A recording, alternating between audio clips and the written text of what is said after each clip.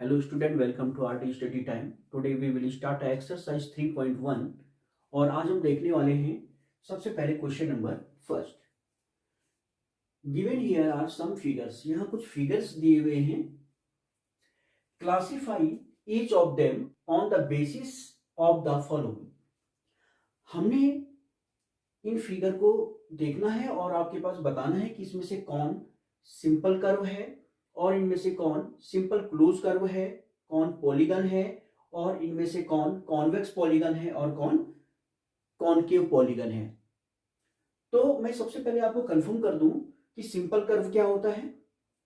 देखिए, simple curve क्या होता है, ऐसे कर्व जिन्हें ड्रॉ करने के लिए हमें पेंसिल लिफ्ट करने की जरूरत नहीं होती है. ठीक है. दूसरी बात कि जब हम फिगर ड्रॉ करेंगे तो किसी भी पॉइंट पर ये दोबारा से रिट्रेस नहीं होगा, किसी भी पॉइंट पर ये रिट्रेस नहीं होगा, इंटरसेक्ट नहीं होगा. तो ऐसे फिगर्स को हम लोग ऐसे ज्योमेट्रिकल फिगर्स को हम लोग कहते हैं simple curve. Simple close curve क्या होते हैं? तो सिंपल कर्व तो ठीक है, क्लोज कर्व ऐसे कर्व जिनके स्टार्टिंग और एंडिंग पॉइंट का पता नहीं चल पाता है, उन्हें हम लोग क्लोज कर्व कहते हैं. देखिए, पॉलीगन क्या होते हैं? पॉलीगन ऐसे सिंपल क्लोज कर्व जो ओनली लाइन सेगमेंट से बने होते हैं, उन्हें हम लोग कहते हैं पॉलीगन. ऐसे पॉलीगन जिनके ऑल कॉर्नर बाहर की ओर निकले हुए होते हैं, उन्हें हम लोग कहते हैं कॉन्वेक्स पॉलीगन. अब बात करते हैं कॉनकेव पॉलीगन क्या होते हैं. ऐसे पॉलीगन जिनका कम से कम एक कॉर्नर अंदर की ओर बैंड होता है, उन्हें हम लोग कहते हैं कॉनकेव पॉलीगन. एक्सरसाइज के क्वेश्चन चलने से पहले आप लोग इंट्रोडक्शन के वीडियो जरूर देख लीजिएगा. ठीक है. अगर आप इंट्रोडक्शन के वीडियो देख लेंगे तो आपको क्वेश्चन सॉल्व करने में दिक्कत नहीं आएगी, आराम से क्वेश्चन समझ में आएंगे. तो आप लोग इंट्रोडक्शन के वीडियो जरूर देख लीजिए. तो चलिए क्वेश्चन देखते हैं. यहाँ पे सबसे पहले इस फिगर को आप देखें और इसमें देखना हमने ये है कि ये सिंपल कर्व है या नहीं. तो देखिए, मैंने सिंपल कर्व की डेफिनेशन आपको बताई कि ऐसे कर्व जिन्हें ड्रॉ करने के लिए पेंसिल या पेन लिफ्ट करने की जरूरत नहीं होती और वो कहीं भी किसी भी पॉइंट पर इंटरसेक्ट नहीं होते, रिट्रेस नहीं होते, ऐसे कर्व को हम लोग सिंपल कर्व कहते हैं. तो देखिए, सिंपल कर्व है या नहीं. हम जब इसे ड्रॉ करेंगे तो आप देखेंगे इसे ड्रॉ करने के लिए पेन या पेंसिल लिफ्ट करने की जरूरत नहीं पड़ रही है और ये कहीं पर रिट्रेस भी नहीं हो रहा है. तो ये एक सिंपल कर्व है. तो ये देखिए, जो फर्स्ट वाला फिगर है ये एक सिंपल कर्व है. सेकेंड वाले फिगर को देखें, इसे भी ड्रॉ करने के लिए पेन पेंसिल को लिफ्ट करने की जरूरत नहीं पड़ेगी और ये कहीं रिट्रेस भी नहीं हो रहा है. तो ये फिगर जो फिगर नंबर 2 है, ये भी सिंपल कर्व है. देखिए, 3 नंबर का फिगर देखें. अगर हम इसे ड्रॉ करेंगे तो ये देखिए, एक सर्कल ड्रॉ करने के बाद पेंसिल को या पेन को लिफ्ट करना पड़ेगा और फिर आपके पास इसके बाद दोबारा ये जो दूसरा सर्कल है बनाना पड़ेगा. किसी भी तरीके से आप लोग ये दोनों सर्कल पेन या पेंसिल को बिना उठाए नहीं बना सकते. तो आप देखेंगे ये एक सिंपल कर्व नहीं है. क्यों? क्योंकि इसे ड्रॉ करने के लिए पेन या पेंसिल को लिफ्ट करना पड़ रहा है. तो ये सिंपल कर्व नहीं है. 4 नंबर के फिगर को देखें. इसे ड्रॉ करने के लिए पेन या पेंसिल लिफ्ट नहीं भी करना पड़ेगा, लेकिन आप देखेंगे कई पॉइंटों पर इंटरसेक्ट हो रहा है. ये देखिए, रिट्रेस हो रहा है, कई पॉइंटों पर रिट्रेस हो रहा है. ये देखिए, कई पॉइंटों पर ये रिट्रेस हो रहा है यानी इंटरसेक्ट हो रहा है. तो ये एक सिंपल कर्व नहीं है. ये 5 नंबर के फिगर को अगर आप देखें, इसे ड्रॉ करने के लिए पेन या पेंसिल को लिफ्ट नहीं करना पड़ेगा और ना ही ये कहीं पे रिट्रेस हो रहा है यानी इंटरसेक्ट हो रहा है, किसी भी पॉइंट पर ये इंटरसेक्ट नहीं हो रहा है. तो ये जो 5 नंबर का फिगर है ये भी एक सिंपल कर्व है. अब 6 नंबर के फिगर को अगर आप देखें, इसे भी ड्रॉ करने के लिए पेन या पेंसिल को लिफ्ट करने की जरूरत नहीं पड़ेगी और ये कहीं पर भी इंटरसेक्ट नहीं हो रहा है. तो ये भी एक सिंपल कर्व है. 7 नंबर के अगर आप फिगर को देखें तो इसे भी ड्रॉ करने के लिए पेन या पेंसिल को लिफ्ट करने की जरूरत नहीं पड़ेगी, कहीं भी पेन या पेंसिल को उठाने की जरूरत नहीं पड़ेगी, बिना उठाए ही ये फिगर ड्रॉ किया जा सकता है. तो ये भी एक सिंपल कर्व होगा और ये कहीं इंटरसेक्ट भी नहीं हो रहा है. तो ये होगा एक सिंपल कर्व. अब 8 नंबर के अगर हम फिगर को देखेंगे तो इसे ड्रॉ करने के लिए पेन या पेंसिल लिफ्ट करनी पड़ेगी। ये देखिए, जब इस सर्कल को ड्रॉ कर लेंगे फिर आपके पास ये स्ट्रेट लाइन बनाएंगे, फिर इस सर्कल को ड्रॉ करना पड़ेगा, यानी पेन या पेंसिल को उठाना पड़ेगा, लिफ्ट करना पड़ेगा इस फिगर को ड्रॉ करने के लिए। तो ये एक सिंपल कर्व नहीं होगा। तो आप देखेंगे सिंपल कर्व कौन कौन से हैं, फर्स्ट, सेकेंड, ये फिफ्थ वाला, सिक्स्थ वाला और सेवंथ वाले जो फिगर हैं ये सिंपल कर्व हैं। देखिए अब इस बी पार्ट को देखेंगे, सिंपल क्लोज कर्व। तो सिंपल कर्व तो आपको समझ में आ गया है, क्लोज कर्व बता देता हूं। ऐसे कर्व जिनके स्टार्टिंग और एंडिंग पॉइंट का पता ना चलता हो उन्हें हम लोग कहते हैं क्लोज कर्व। तो देखते हैं फर्स्ट वाली फिगर को। इस फिगर के स्टार्टिंग और एंडिंग पॉइंट का पता नहीं चल रहा है, कहां से स्टार्ट हुआ है कहां से एंड हुआ है। ठीक है, तो ये जो फिगर होगा ये होगा आपके पास सिंपल कर्व तो है ही है और ये क्लोज कर्व भी है। इसी तरह से सेकेंड नंबर का फिगर, देखिए मैं आपको बता दूं, जो ए पार्ट में जितने भी आपके पास फिगर हैं सब सिंपल कर्व हैं। तो सिंपल कर्व के साथ साथ क्लोज भी चाहिए, तो हम लोग ये फर्स्ट वाला फिगर, ठीक है, और ये सेकेंड नंबर का, फिफ्थ नंबर, सिक्स्थ और सेवंथ नंबर की फिगर को ही देखेंगे क्योंकि ये सिंपल कर्व हैं और सिंपल के साथ क्लोज हमने चेक करना है कि ये क्लोज कर्व है या नहीं है। अब सेकेंड नंबर के फिगर को देखें, सेकेंड नंबर का फिगर सिंपल कर्व है, अब ये क्लोज है कि नहीं देखते हैं। इसे जब हमने ड्रॉ किया तो स्टार्टिंग पॉइंट और एंडिंग पॉइंट का पता नहीं चल रहा है, तो इसलिए ये फिगर भी क्लोज कर्व है। तो सिंपल कर्व तो था ही और ये क्लोज कर्व भी है, तो सेकेंड नंबर का जो फिगर है ये क्लोज कर्व है। अब आप देखिए ये 3 नंबर के फिगर में अगर हम चलेंगे तो ये तो 3 नंबर का फिगर तो सिंपल कर्व ही नहीं है, तो सिंपल, ठीक है, तो इसे सिंपल क्लोज कर्व में चेक करने की जरूरत नहीं है। हम सिंपल क्लोज कर्व में सिर्फ उसको देखेंगे जो सिंपल कर्व है। सिंपल कर्व होंगे, इसके बाद सिर्फ ये देखना कि क्या ये क्लोज है, और क्लोज भी है तो सिंपल क्लोज कर्व है, तो हमने उसको यहां पे लेना है, अदरवाइज नहीं लेना है। चलिए 4 नंबर का फिगर देखें। 4 नंबर का फिगर भी देखें, आप देखेंगे तो ये सिंपल कर्व नहीं है, ठीक है, अब ये सिंपल कर्व नहीं है तो इसे भी नहीं देखना है। 5 नंबर का फिगर देखें, तो 5 नंबर का फिगर जो है सिंपल कर्व है, ये देखिए सिंपल कर्व है, तो क्लोज है या नहीं चेक करते हैं। इस फिगर को भी आप देखेंगे तो इसके स्टार्टिंग और एंडिंग पॉइंट का पता नहीं चल रहा है, इसलिए ये फिगर भी जो होगा ये होगा क्लोज कर्व। तो सिंपल तो है ही और साथ ही साथ क्लोज कर्व भी है, तो ये सिंपल क्लोज कर्व है। अब 6 नंबर के अगर आप फिगर को देखेंगे तो इसके भी स्टार्टिंग और एंडिंग पॉइंट का पता नहीं चलेगा, तो ये भी आपके पास है क्लोज कर्व। तो 6 नंबर का फिगर भी है क्लोज कर्व। 7 नंबर की फिगर के भी स्टार्टिंग और एंडिंग पॉइंट का पता नहीं चल रहा है, तो ये भी होगा एक क्लोज कर्व। तो 7 नंबर का फिगर भी क्लोज कर्व है। तो ये 1 2 5 6 7 ये जो फिगर है ये सिंपल कर्व भी है और क्लोज कर्व भी है, ठीक है। अच्छा, क्लोज कर्व कौन नहीं होगा जरा देखिए, जैसे ये कर्व दिखाई दे रहा है ना आपको, तो इसके देखिए स्टार्टिंग और एंडिंग पॉइंट का पता चल रहा है ना, तो ये एक ओपन कर्व है, ये क्लोज कर्व नहीं है, क्योंकि देखिए ये स्टार्टिंग पॉइंट है, अगर हम यहां से स्टार्ट करेंगे तो इस तरह से यहां पे एंड करेंगे, अगर ये इसका स्टार्टिंग पॉइंट है तो ये इसका एंडिंग पॉइंट होगा, और अगर ये इसका स्टार्टिंग पॉइंट होगा तो ये इसका एंडिंग पॉइंट होगा। यानी इस फिगर के स्टार्टिंग और एंडिंग पॉइंट का पता चल रहा है, इसका मतलब ये होगा ये क्लोज कर्व नहीं है, ये ओपन कर्व है। तो आप समझ गए होंगे ओपन कर्व क्लोज कर्व, ठीक है। अब बात करते हैं पॉलीगन। तो पॉलीगन क्या होते हैं, ऐसे सिंपल क्लोज कर्व, ये तो होना ही चाहिए, सिंपल क्लोज कर्व होना चाहिए, जो ओनली लाइन सेगमेंट से बने होते हैं वो होते हैं आपके पास पॉलीगन। इस वाले फिगर को देखें तो ये सिंपल क्लोज कर्व है, हमने अभी चेक किया है बी वाले पार्ट में। अब ये क्या लाइन सेगमेंट से बना है, ओनली लाइन सेगमेंट से बना है, हाँ ये सिर्फ लाइन सेगमेंट से बनाएंगे। देखिए लाइन सेगमेंट है, ये भी लाइन सेगमेंट है, ये भी लाइन सेगमेंट है, ये भी और ये भी लाइन सेगमेंट है, तो ये टोटली लाइन सेगमेंट से भी बना हुआ है। तो ये है आपके पास एक पॉलीगन। तो फर्स्ट वाला जो आप देख रहे हैं ये एक पॉलीगन है।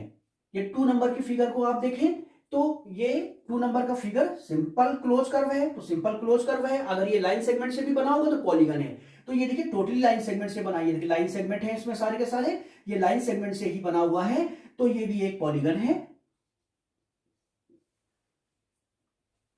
अब देखिए 3 नंबर का जो फिगर है ये सिंपल क्लोज कर्व नहीं है, इसे लीव कर दीजिए। 4 नंबर का फिगर भी सिंपल क्लोज कर्व नहीं है, क्योंकि पॉलीगन के लिए सिंपल क्लोज कर्व भी होना चाहिए और वो लाइन सेगमेंट से भी बना होना चाहिए।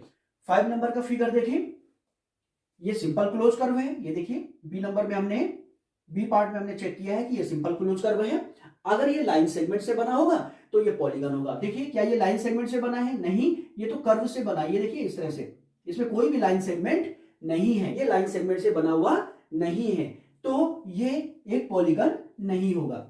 अब देखिए 6 नंबर के फिगर में अगर हम देखें तो ये सिंपल क्लोज कर्व तो है, ये देखिए सिंपल क्लोज कर्व तो है, बट ये लाइन सेगमेंट से, टोटली लाइन सेगमेंट से नहीं बना हुआ है। ये पार्ट आप देखेंगे, ये वाले पार्ट जो घुमावदार पार्ट है, ये लाइन सेगमेंट नहीं है, ये एक पॉलीगन नहीं होगा। अब 7 नंबर के फिगर में अगर आप देखें तो ये सिंपल क्लोज कर्व तो है, बट ये देखिए लाइन सेगमेंट है, ये लाइन सेगमेंट है, पर ये लाइन सेगमेंट नहीं है। ये वाला पार्ट आप देख रहे हैं, ये लाइन सेगमेंट नहीं है, तो ये 7 नंबर का फिगर भी एक पॉलीगन नहीं होगा। अब आप देखिए 8 नंबर का फिगर, तो 8 नंबर का फिगर तो आपके पास सिंपल क्लोज कर्व है ही नहीं, तो इसको चेक करने की जरूरत नहीं है, यानी कि ये पॉलीगन नहीं होगा। तो 1 नंबर का फिगर और 2 नंबर का फिगर ही पॉलीगन है, बाकी इन फिगर में से कोई भी पॉलीगन नहीं है।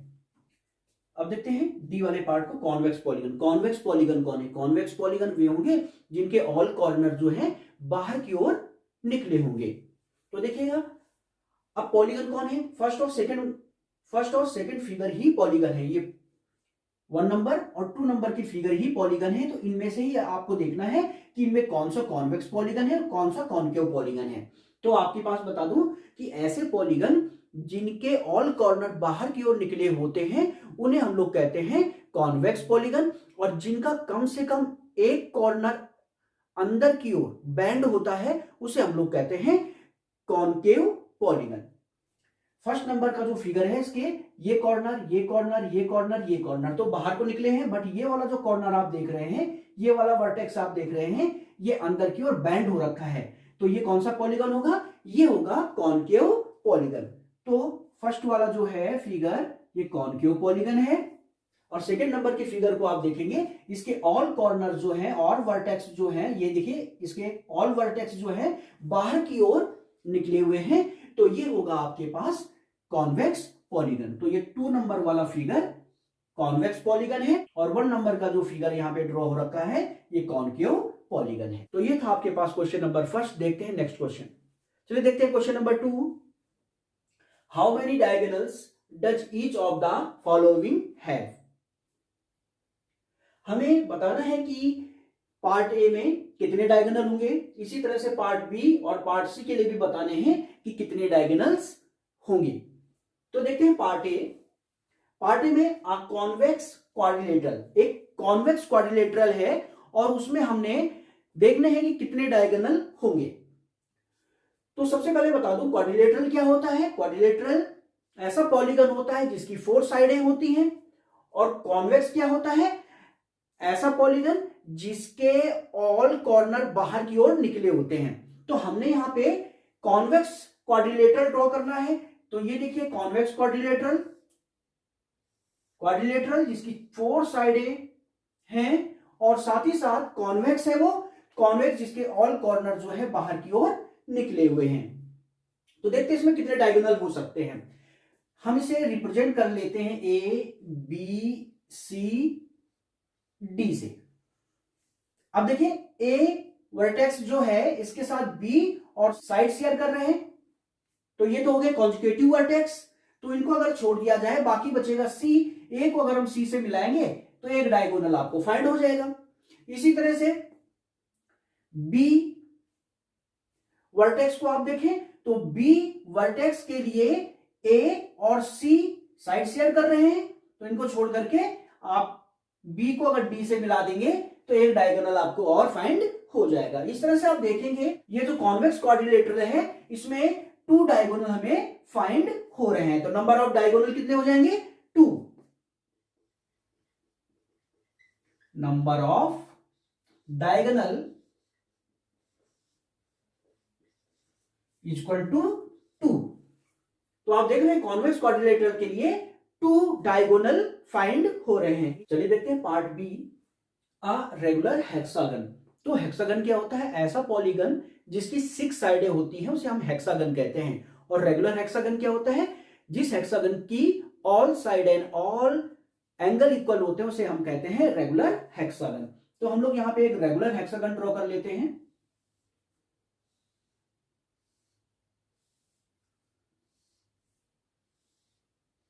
इस तरह से, और इसको रिप्रेजेंट करते हैं हम A B C D E and F से। देखिए वर्टेक्स ए के लिए बी और एफ जो है साइड शेयर करते हैं, तो ये इसके कॉन्जिक्यूटिव वर्टेक्स हो गए। इसके अलावा जो वर्टिसेस होंगे वो नॉन कॉन्जिक्यूटिव वर्टिसेस होंगे, और नॉन कॉन्जिक्यूटिव वर्टिसेस को जब हम मिलाते हैं तो बनता है डायगोनल। तो बी और एफ को अगर हम छोड़ दें, इसके अलावा जो वर्टिसेस बचेंगे उनको हम ए से मिलाएंगे। ये देखिए, ए को डी से मिलाएंगे ये, और ए को सी से मिलाएंगे ये, तो हमें डायगोनल फाइंड हो गए, और यहाँ पे हमें 3 डायगोनल फाइंड हो जाएंगे। तो ये देखिए 3 डायगोनल हमें यहाँ पे फाइंड हो चुके हैं। अब देखते हैं बी वर्टेक्स के लिए ए और सी तो साइड शेयर करने वाले वर्टेक्स हैं, तो इनको छोड़ देंगे। इसके अलावा एफ ई और डी से जब हम इसे मिलाएंगे वर्टेक्स बी को, तो हमें डायगोनल फाइंड हो गए। इस तरह से बी को देखिए इस तरह से मिलाएंगे, बी को ई से मिलाएंगे और बी को डी से मिलाएंगे, तो हमें डायगोनल फाइंड हो जाएंगे। तो 3 डायगोनल हमें यहाँ पे और फाइंड हो जाएंगे। ये देखिए, अब देखिए वर्टेक्स सी देखिए, वर्टेक्स सी के लिए बी और डी साइड शेयर करने वाले वर्टेक्स हैं, इनको छोड़ दीजिए, और बाकी वर्टेक्स जो बचेंगे ए एफ और ई, इनको जब हम सी से मिलाएंगे तो हमें डायगोनल फाइंड हो गए। तो सी से जब ए को मिलाएंगे तो ऑलरेडी मिला हुआ है, इसे छोड़ दीजिए। सी से वर्टेक्स एफ को मिलाइए, फिर वर्टेक्स ई को मिलाइए, ठीक है। तो 2 डायगोनल हमें यहां और फाइंड हो जाएंगे। अब देखिए वर्टेक्स जो डी है, डी वर्टेक्स के लिए सी और ई साइड शेयर करने वाले वर्टेक्स हैं, इनको छोड़ दीजिए। इसके अलावा ए बी और एफ वर्टेक्स से हम लोग वर्टेक्स डी को मिलाएंगे तो हमें डायगोनल फाइंड हो गए। इस तरह से ये देखिए, डी वर्टेक्स को ए से मिलाएंगे, ऑलरेडी मिला हुआ है। डी को बी से मिलाना था, ये ऑलरेडी मिला हुआ है। अब हम डी को एफ से मिलाएंगे, तो डी को अगर हम एफ से मिलाएंगे तो एक डायगोनल हमें और यहां पे फाइंड हो जाएगा।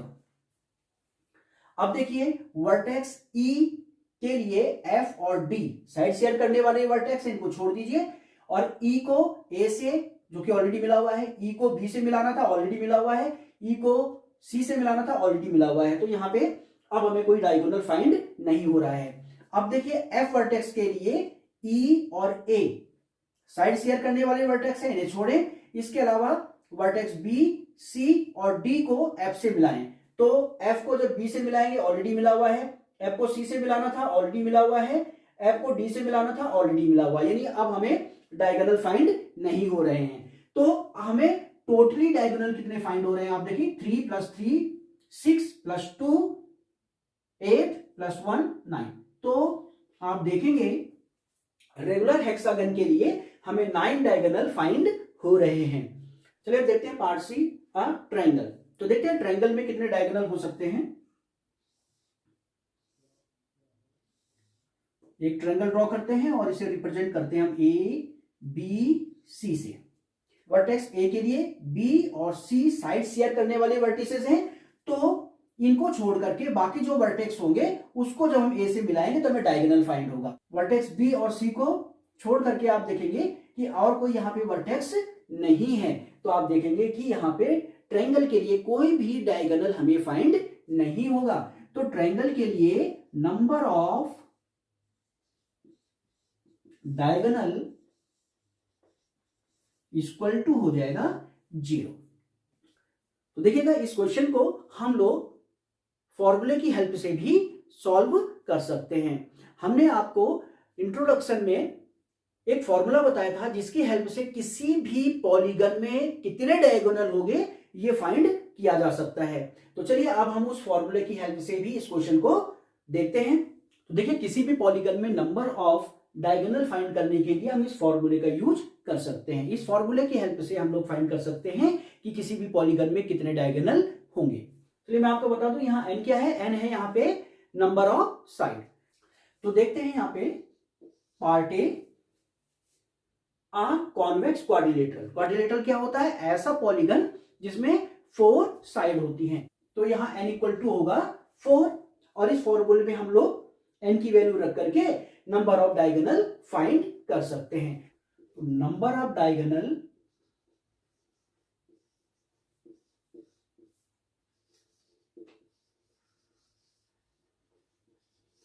इज इक्वल टू, अब यहां n की वैल्यू 4 पुट कर दीजिए, 4 माइनस 3 अपॉन 2।